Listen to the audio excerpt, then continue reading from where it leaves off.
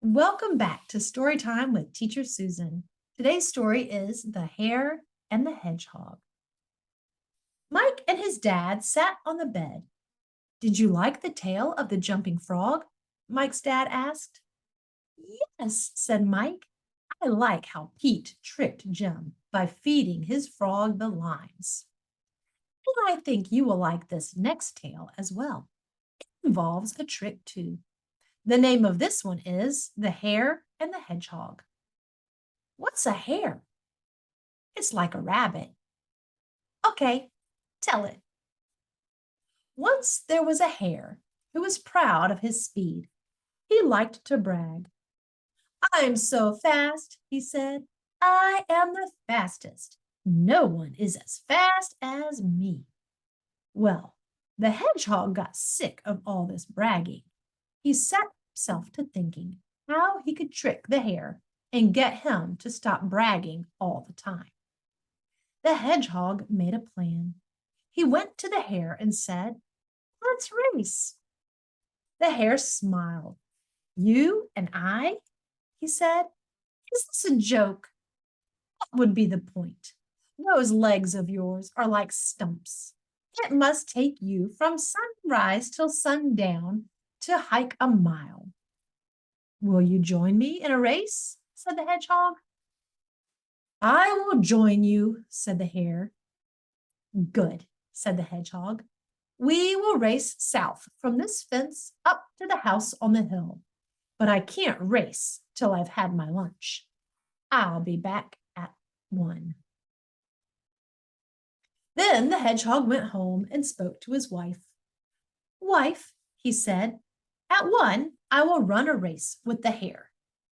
What? Said his wife. She frowned and asked, Are you out of your wits? He's so fast. You can't hope to win a race with him. Trust me, said the hedgehog. I have a plan. What's his plan? Asked Mike. I will tell you next time, said his dad. Well, rats, said Mike. It was just getting good. I wish you could just tell me now. Next time, said his dad. How the hedgehog tricked the hare. Where was it I left off? Asked Mike's dad. The hedgehog was telling his wife the plan to trick the hare, said Mike.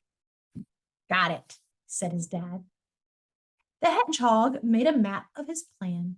He pointed to the map and outlined his plan to trick the hare. The hare and I will race from down by the fence up to the house on the hill, the hedgehog said to his wife. I need you to stand next to the house. Stand in a spot where the hare can't see you, and be on the lookout, my dear. The hedgehog's wife nodded. Your map is clear. I will be there. The hedgehog went on. When the hare gets close, you must pop out and shout, There you are! What took you so long? But when you do this, make your voice deep and stern like my voice. The hare can't tell one hedgehog from the next. If you sound like me, he will think you are me, and he will think that he has lost the race. What a clever plan, said his wife. It's perfect. She puckered up and kissed him on one of his cheeks, where he had no spikes. The hedgehog handed his wife the map. After his meal, the hedgehog went to the fence. His wife went up to the house on the hill. The hedgehog and the hare lined up. All set, said the hare. All set, said the hedgehog. Run, said the hare. The hare bounded off. He was a fast and powerful runner. In a flash, he ran down the hill, past the well, and up to the house. When he got to the top of the hill, there was a hedgehog standing next to the house. It was the hedgehog's wife, but she spoke in a deep, stern voice like a male hedgehog. There you are, she said. What took you so long? The hare was stunned. "It can't be," he said. "How did you get here so fast? I will race you back to the fence." And so the hare ran back past the well and up the hill until he got back to the fence. And what did he see when he got there? A hedgehog. This time it was the male hedgehog. The hedgehog said, "There you are! What took you so long?"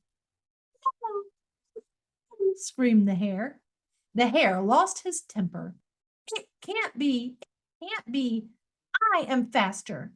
I will race you back to the house. You can't beat me." So the hare ran back up the hill, past the well, and up to the house. And what did he see when he got there? A hedgehog. This time it was the hedgehog's wife. In a deep, stern voice, she said, "There you are. What took you so long?" The hare ran to the fence and back 10 times, but it was the same all 10 times. At last, he was so tired that he fell on the ground next to the male hedgehog. He could not stop puffing and puffing. He frowned and said with a gasp, "I feel weak. You are faster and better than me." The hedgehog just smiled. That's the end of today's story. See you next time for the pancake.